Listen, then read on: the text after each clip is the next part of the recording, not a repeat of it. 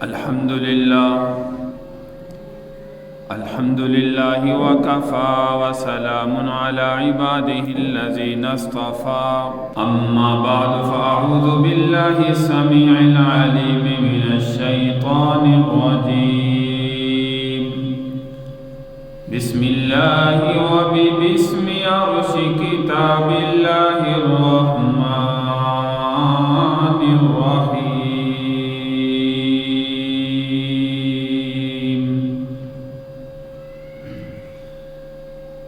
يا أيها الذين آمنوا اتقوا الله حق تقاته ولا تموتن إلا وأنتم مسلمون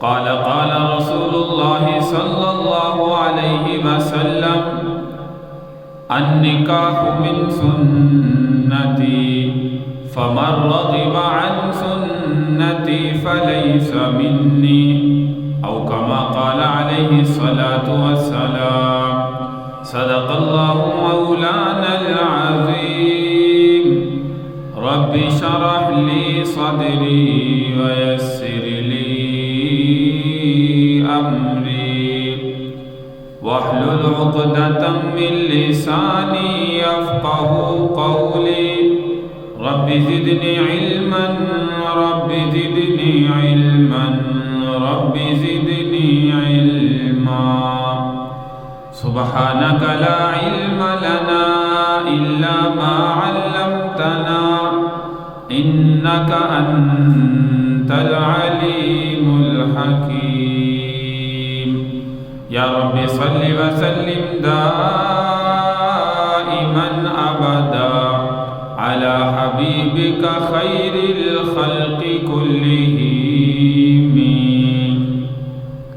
تمام احباب پیارے پیغمبر صلی اللہ علیہ وسلم کی ذات پر ثواب کی نیت سے بآواز بلند درود پاک پڑھیں اللہم صلی علی محمد وعلی آل محمد کما صلیت علی ابراہیم وعلی آل ابراہیم انک حمید مجید اللہم بارک علی محمد وعلی آل محمد کما بارکت علی ابراہیم وعلی آل ابراہیم انک حمید مجید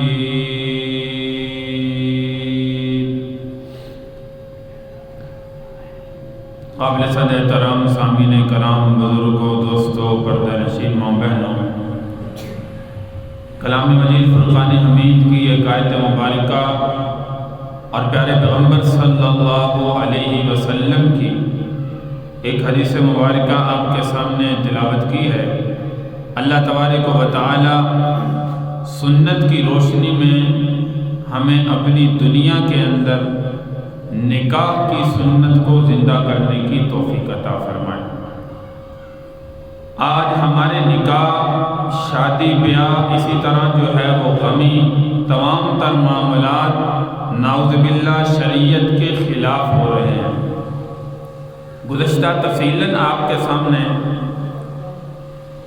نکاح کے بعد ازدواجی تعلق میں جو طلاق کے مسائل ہیں وہ تفصیلاً ذکر کیے اور جو ہمارے معاشرے میں طلاق کے نام پر افعال و اعمال ہو رہے ہیں اس کے متعلق چند باتیں آپ کے سامنے کی ہیں آج کل چونکہ زیادہ تر شادیوں کا سیزن ہے ہر طرف جو ہے وہ ہم دیکھتے ہیں گلی محلوں میں جو ہے وہ کثرت سے شادیاں نکاح جو ہے وہ ہو رہی ہیں لیکن افسوس اس بات کا ہے یہ جو نکاح شادیاں ہو رہی ہیں یہ سنت کے خلاف عمل ان میں بہت زیادہ ہو رہا ہے تو ہمیں کسی نہ کسی طریقے سے شریعت کے خلاف جو عمل ہو رہے ہیں ان سے بچنے کی ضرورت ہے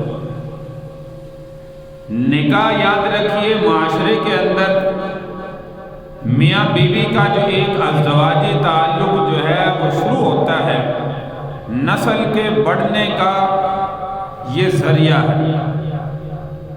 تو شروع کے اندر ہی ہمارے خرافات، رسومات، بدعات، غیر شرعی رسومات ان کے اندر ہوں گی تو یاد رکھیے ان کا اثر پورے خاندان پر، آنے والی نئی نسل پر جو ہے وہ شروع ہو جاتا ہے۔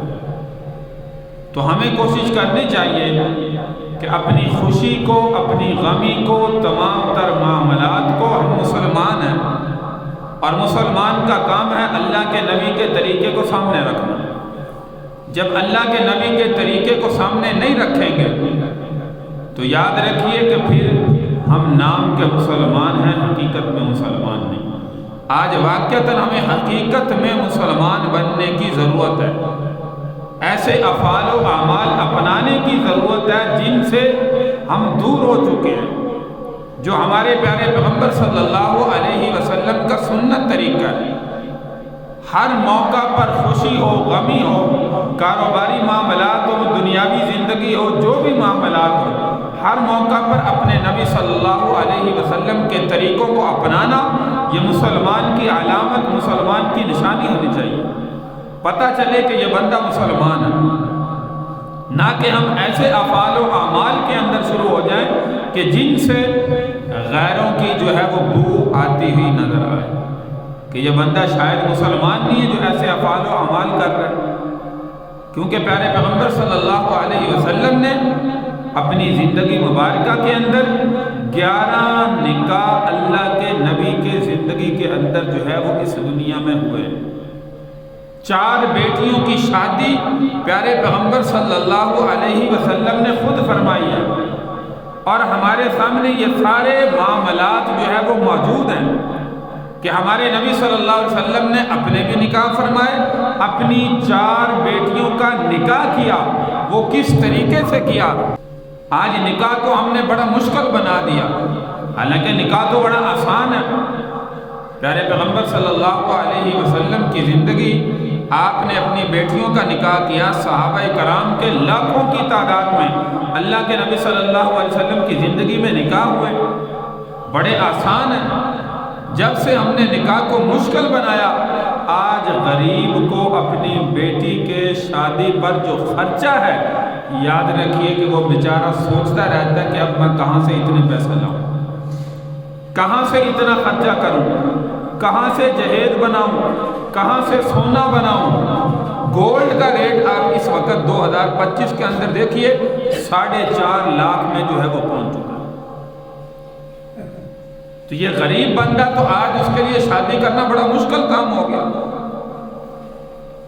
اور انتہائی مشکل قدم ہو گیا۔ اس لیے میرے بھائی نکاح کو آسان بنائیں، آسان طریقہ اللہ کے نبی صلی اللہ علیہ وسلم کے سنت طریقے۔ نکاح پیارے پیغمبر صلی اللہ علیہ وسلم کے دور کے اندر بھی مسجد میں ادا ہوتا تھا، نکاح کی سنت مسجد میں ہوتی تھی۔ جب سے ہم مسجد سے باہر نکلے ہیں تو ہمارے اندر ایسی ایسی رسومات شروع ہو چکی ہیں کہ غریب بندہ جو ہے وہ بیچارہ جو ہے وہ نکاح اپنی بیٹی کا، بیٹے کا کرنے سے پہلے سوچتا ہے کہ اب اتنا خرچہ جو ہے وہ کہاں سے لاؤں گا۔ نکاح ہے کیا چیز؟ یاد رکھیے شریعت کے اندر جو ہے بڑا آسان ہے، لیکن ہم نے مشکل کیوں بنا دیا؟ نکاح جو ہے وہ یاد رکھیے کہ وہ 6 چیزوں کا نام ہے، جس میں 2 فرض، 1 واجب اور 3 سنتیں ہیں۔ ہماری خرافات تو بہت زیادہ بڑھ چکی ہیں۔ 2 فرض کون سے ہیں؟ ایجاب و قبول، لڑکا لڑکی جو نکاح میں کرتے ہیں کہ میں نے مولوی صاحب نکاح پڑھاتے ہیں کہ یہ فلاں اتنے مہر کے ساتھ ان گواہوں کی موجودگی میں اتنے کے ساتھ میں نے آپ کا جو ہے وہ نکاح کیا۔ لڑکا بھی کہتا ہے قبول ہے، لڑکی بھی کہتی ہے قبول ہے۔ ایجاب و قبول کرنا یہ سب سے پہلا فرض ہے۔ دوسرا فرض گواہوں کا ہونا جو ہے وہ ضروری ہے۔ 2 گواہ یا 3 گواہ جو شریعت نے متعین کیے ہیں، یہ بھی نکاح کے اندر فرض ہے۔ تیسرا حق مہر جو واجب ہے۔ حق مہر کے بغیر جو ہے وہ بعض دفعہ ایسا ہوتا ہے، بعض علاقوں میں رواج ہے، وہ کہتے ہیں جی حق مہر تو اس وقت ہوتا ہے کہ جب اگر حامل عورت کو کبھی طلاق دے تو اس وقت حق مہر ہوتا ہے۔ یہ نظریہ بن چکا ہے۔ تو حق مہر جو ہے یاد رکھیے یہ واجب ہے، اس کے بغیر نکاح نہیں ہوتا۔ ہاں غیر معجل رکھ لیں یعنی کہ ادھار نقد نہیں تو یہ بعد کے اندر ادا ہوتا ہے۔ اللہ کے نبی صلی اللہ علیہ وسلم سے جو ثابت حق مہر 10 درہم ہے، 10 درہم کی قیمت اس وقت جو ہے وہ تقریباً 6-7 ہزار روپے بنتی ہے، یہ کم سے کم حق مہر ہے۔ سیدہ فاطمہ الزہرا رضی اللہ تعالیٰ کا حق مہر بہت زیادہ تعداد میں اللہ کے نبی نے رکھا، کیونکہ خرچہ عثمان غنی رضی اللہ تعالیٰ عنہ کا تھا، تو اس لیے وہ آج کل کی مناسبت سے 1,00,000-1,50,000 روپے بنتے ہیں۔ تو تیسری چیز جو ہے وہ واجب حق مہر، یہ 3 چیزیں، اور باقی 3 چیزیں جو ہے وہ سنت ہیں۔ نمبر 1 خطبہ نکاح پڑھنا جو ہے وہ نکاح کے بعد یہ سنت ہے۔ اسی طرح ولیمہ یہ نکاح کے اندر سنت ہے۔ اور چھٹی چیز فرمایا کہ کوئی چیز تقسیم کرنا جس کو چھوارے کہتے ہیں، کھجوریں، کوئی بھی چیز، پیارے پیغمبر صلی اللہ علیہ وسلم اکثر کھجوریں یا چھوارے اس طریقے سے جو ہے وہ لوگوں کے درمیان شادی کے بعد تقسیم کرتا ہے۔ صحابہ کے دور میں بھی یہ عمل رہا۔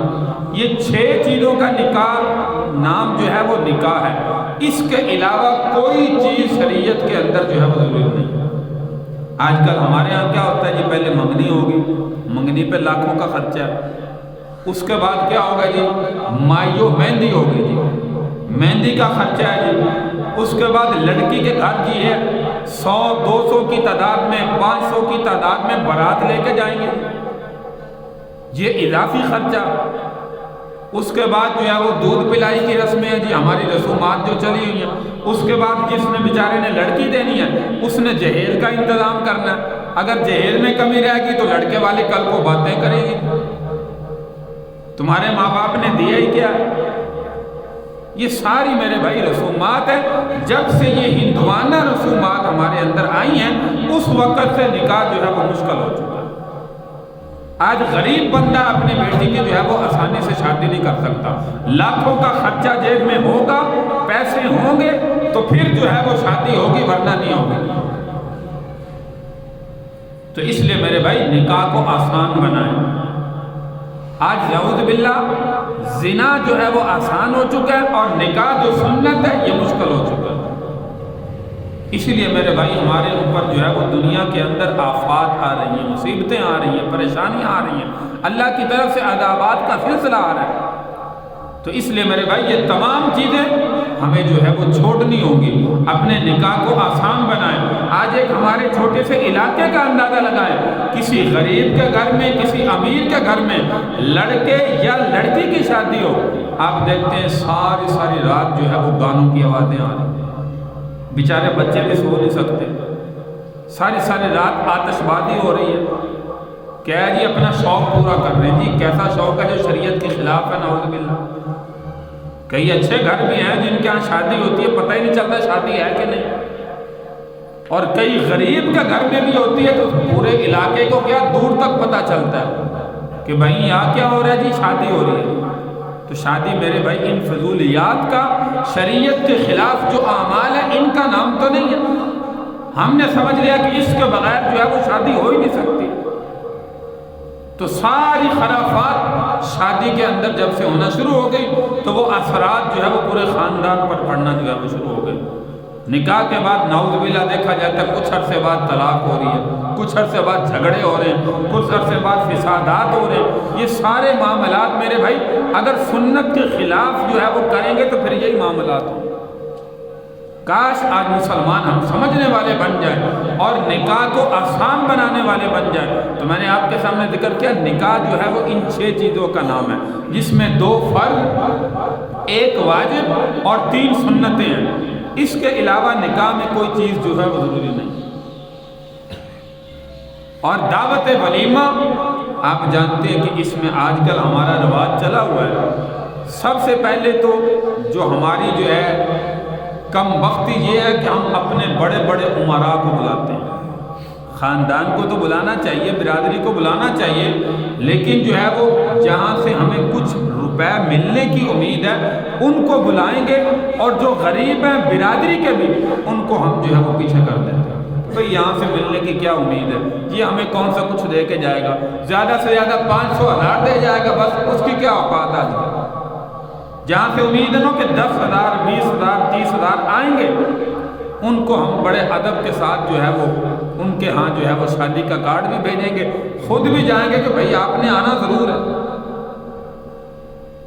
اور حضور علیہ السلام کیا فرما رہے ہیں حدیث مبارکہ کے اندر؟ پیارے پیغمبر صلی اللہ علیہ وسلم نے فرمایا بدترین ولیمہ وہ ہے جس میں غرباء کو چھوڑا جائے اور امراء کو دعوت دی۔ آج ہمارے ہاں جو ہے وہ نکاح میں شادی میں یہی کچھ ہو رہا ہے، غرباء کو تو بلاتا ہی نہیں۔ اور دوسرا شریعت کا مسئلہ یاد رکھیے، یہ دعوت ولیمہ جو ہے وہ کس کی طرف سے ہوتی ہے؟ لڑکی کی طرف سے یا لڑکے کی طرف سے؟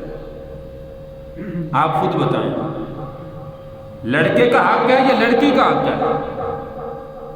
ہمارے ہاں کیا ہوتا ہے، 500 بندے آ رہے ہیں جی، پہلے فکس ہوتے ہیں، لڑکی والے کہیں جی کم لے کے آؤ، نہیں جی نہیں، ہماری برادری بہت بڑی ہے، ہمارے جاننے والے بہت بڑے ہیں، ہمارا خاندان بہت لمبا ہے، ہمارے گھر کے افراد تو 100-200 بن جاتے ہیں، اب باہر سے دوستوں کو بھی بلانا ہے، سب کو بلانا ہے۔ وہ زبردستی بیچارے جو 200 کا انتظام کر سکتے تھے، ہم کہتے ہیں کہ 500 بندہ لے کر آئیں۔ ایک بیچارے غریب نے جو ہے وہ اپنے بیٹی کی جہیز کا انتظام کیا، اور دوسرا ان کے تمام تر کھانوں کے لوازمات جو ہے جو 200 کرنے تھے، اب وہ 500 کی جو ہے وہ تعداد میں کھانے جو ہے وہ بڑھائے۔ تو یہ میرے بھائی بہت بڑا ظلم ہے ہمارے معاشرے میں۔ خدا کی قسم کھا کے کہتا ہوں، یہ اللہ کے نبی صلی اللہ علیہ وسلم کی سنت نہیں ہے، سنت کے ساتھ مذاق ہے۔ یہ بہت بڑا ظلم ہے لڑکی والوں پر۔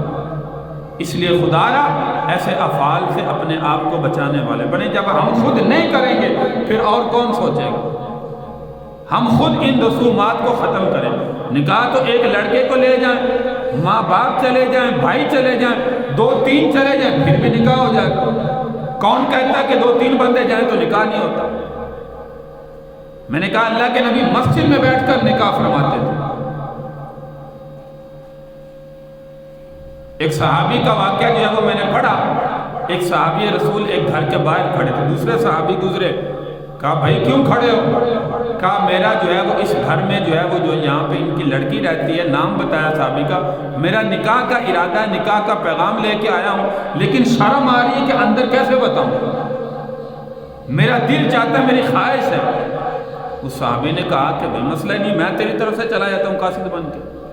تو صحابی نے دروازے پہ دستک دی، اندر داخل ہوا، وہ سارے گھر کے افراد بیٹھے ہوئے تھے، تو وہاں پہ جا کے سلام کیا، بیٹھ گئے کہ فلاں صحابی دروازے پر کھڑے ہیں، وہ نکاح کا پیغام لے کے آئے کہ وہ نکاح کرنا چاہتے ہیں، آپ کا کیا ارادہ ہے، آپ کا کیا مشورہ ہے ان کے بارے میں، رائے کیا ہے؟ تو صحابہ کا ہر کام آپ جانتے ہیں، وَأَمْرُهُمْ شُورَىٰ بَيْنَهُمْ، آپس میں مشورہ ہوتا تھا، مشورہ کر کے پھر اس پر جو ہے وہ عمل کرتے تھے۔ آج ہمارے ہاں تو مشورہ نہیں نہ ہوتا، یہ مشورہ جو ہے یہ بھی ختم ہو گیا۔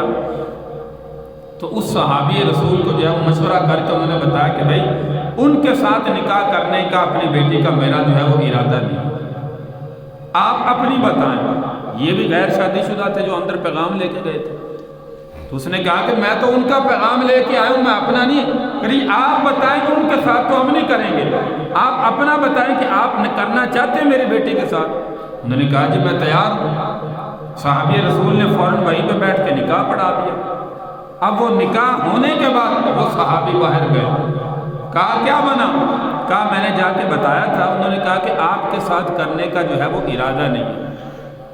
کہا اچھا کیا معاملہ بنا؟ فرمایا میں نے کہا تھا کہ وہ باہر کھڑے ہیں، پیغام لے کے آئے، لیکن انہوں نے آپس میں مشورہ کیا تو فرمایا کہ ہمارا ان کے ساتھ جو ہے وہ ارادہ نہیں ہے کرنے کا۔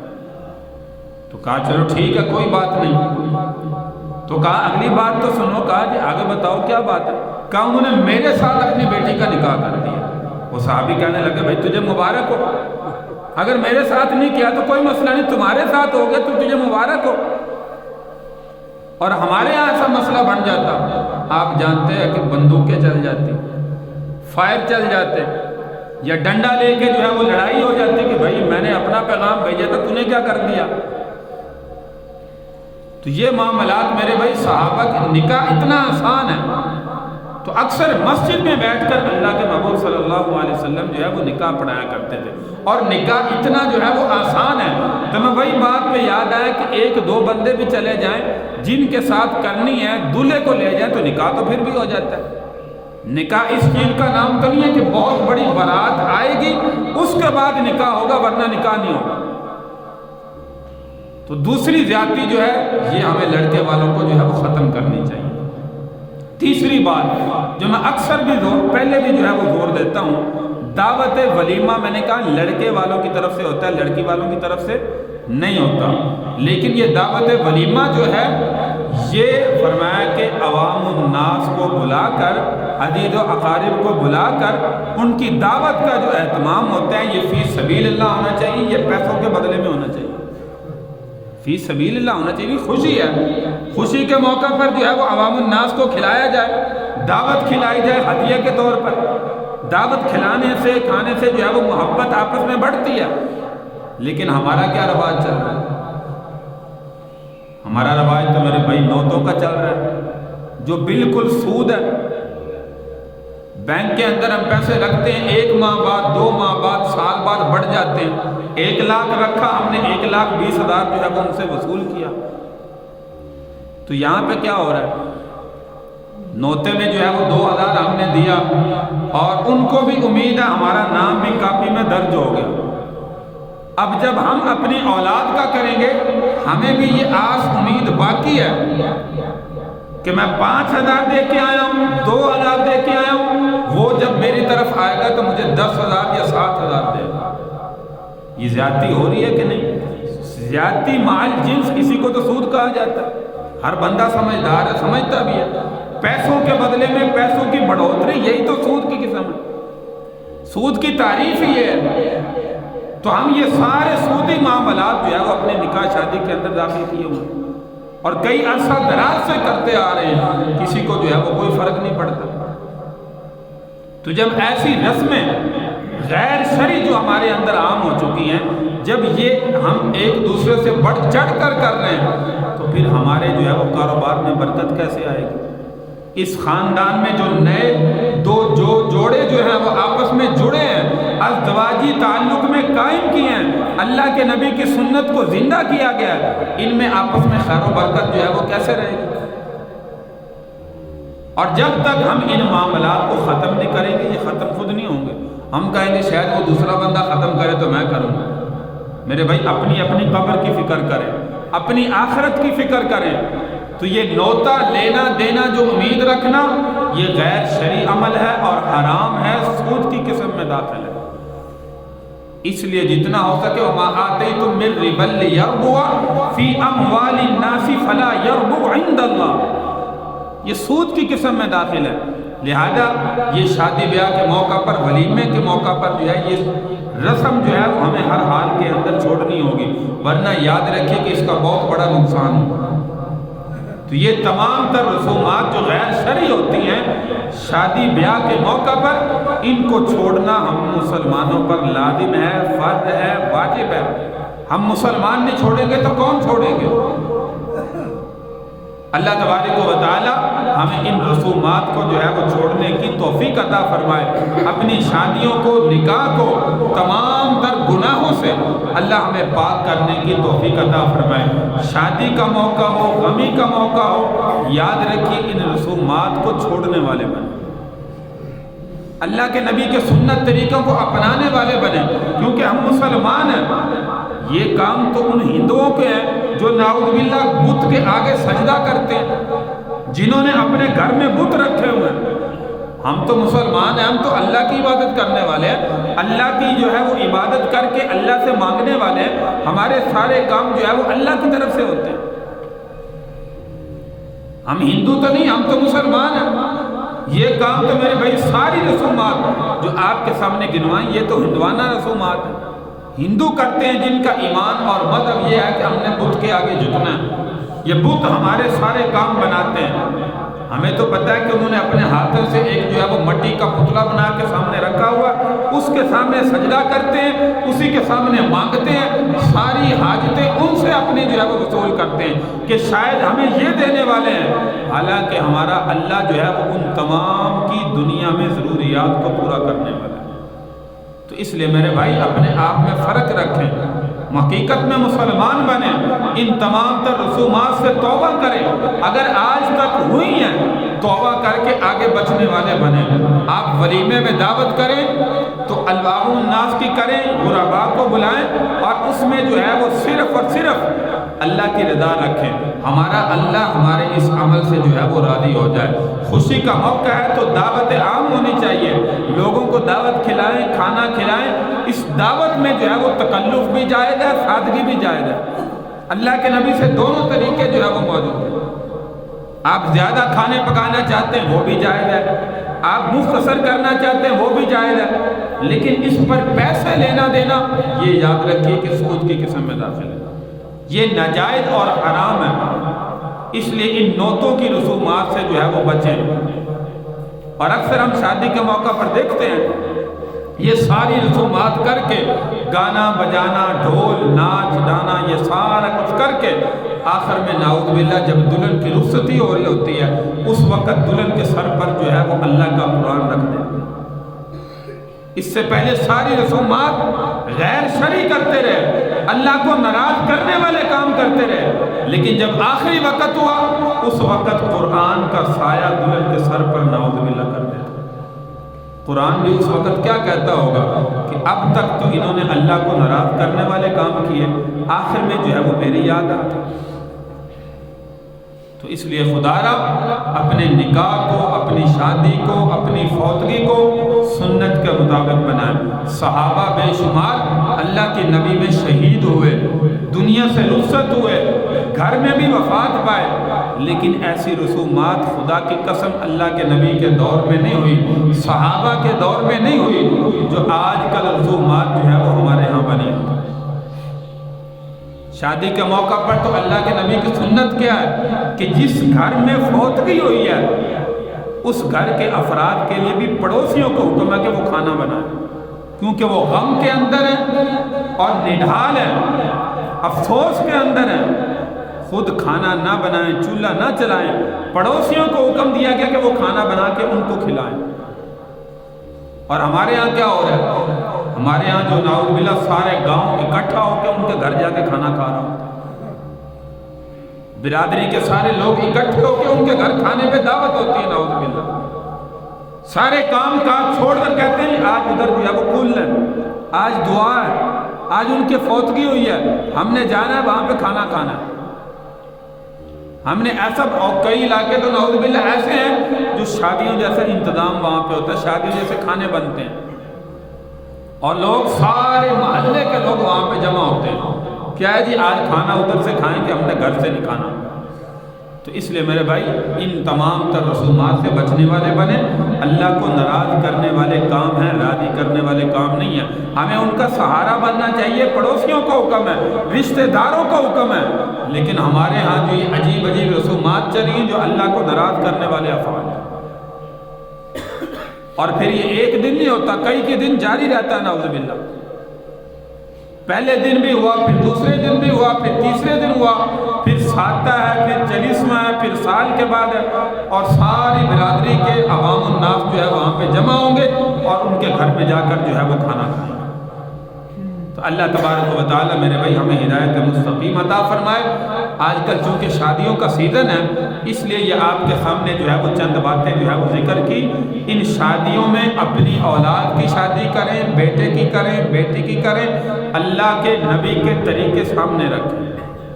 اللہ کے نبی نے دنیا میں اپنے بھی نکاح کیے، اپنی 4 بیٹیوں کے نکاح کیے، صحابہ کے بے شمار نکاح ہوئے۔ ان تمام تر صحابہ کے دور میں ہمیں نکاح کی سنت کیا ملتی ہے، نکاح کا طریقہ کیا ملتا ہے، اور ہم آج کس راستے پر چل رہے ہیں؟ تو اس لیے خدا را ان تمام تر رسومات سے توبہ کرے۔ آج تک ہوئی ہے، زندگی میں معافی کا وقت ہے، اللہ نے وقت دیا ہے، اپنے مرنے سے پہلے اپنے اللہ سے معافی مانگنے والے بنے کہ یا اللہ آج تک جو ہو گیا انجانے میں ہوا، عمدن ہوا، جان بوجھ کر ہوا، آج تک غلطی ہوگی، آج ہم توبہ کرتے ہیں، آئندہ ہم ایسی غلطی، ایسا گناہ جو ہے وہ کبھی نہیں کریں۔ سارے نیت کرتے ہیں نا، جتنے بھی یہ بزرگ بیٹھے ہیں، جتنے نوجوان بیٹھے ہیں جن کی شادیاں ابھی نہیں ہوئی، یا جن کی ہو چکی ہیں وہ بھی آئندہ دوسروں کو سمجھانے والے بنے، تاکہ ہم ان رسومات سے بچ سکیں۔ یہ عادی پیسہ تو ہمیں دنیا میں نظر آئے گا، ہم نوتے میں پیسہ جمع کر لیں گے، ہمارا 2 لاکھ خرچہ ہوگا 3 لاکھ آ جائے گا، لاکھ بچ گیا، یا کم از کم 2 لاکھ خرچہ کیا وہ 2 لاکھ واپس آ گیا۔ لیکن میرے بھائی یاد رکھیے، ہم یہ حرام کا پیسہ اکٹھا کر رہے ہیں، آخرت میں اللہ کے ہاں دیندار ہوں گے۔ یہ سود کا کاروبار ہم نے نہیں کرنا، ہم نے فی سبیل اللہ عوام الناس کو کھلانا ہے، اللہ کی رضا کے لیے کھلانا ہے تاکہ اللہ راضی ہو۔ تو دعوت ولیمہ کا مقصد بھی یہی ہوتا ہے، فی سبیل اللہ جو ہے وہ سب کی دعوت کریں، خوشی کا موقع ہے۔ باقی ہم غیر شرعی رسومات میں کتنا پیسہ ضائع کر دیتے ہیں، یہ تو خوشی کا موقع ہے۔ فی سبیل اللہ جو ہے وہ آپ لوگوں کو کھانا کھلائیں، اور آپس میں تحفے تحائف دینا، یہ پیارے پیغمبر صلی اللہ علیہ وسلم، ہاں اس موقع پر تحفے تحائف، یعنی کہ کوئی بندہ کسی غریب کی بیٹی کی شادی ہے، بیٹی کے بیٹے کی شادی ہے، کوئی امیر بندہ جاتا ہے، کوئی دعوت دیتا ہے، اس کو 10,000 روپے دے دیے، اس نیت سے نہ دے کہ میں نے کل کو واپس لینے، یہ جائز ہے۔ تحفے تحائف ہیں، اللہ کے نبی سے ثابت ہے، آپ گفٹ کے طور پر، انعام کے طور پر، تحفے کے طور پر دیں، ہدیے کے طور پر دیں، واپس لینے کی نیت نہ رکھیں۔ اور ہمارا باقاعدہ نام لکھا جاتا ہے، نام لکھ کے پھر گھر میں آتے ہیں، اور کہیں ہمارا نام جو ہے وہ رہ نہ جائے، کل کو میں نے اس کو بلانا تو یہ نہ ہو کہ یہ دے ہی نہ مجھے۔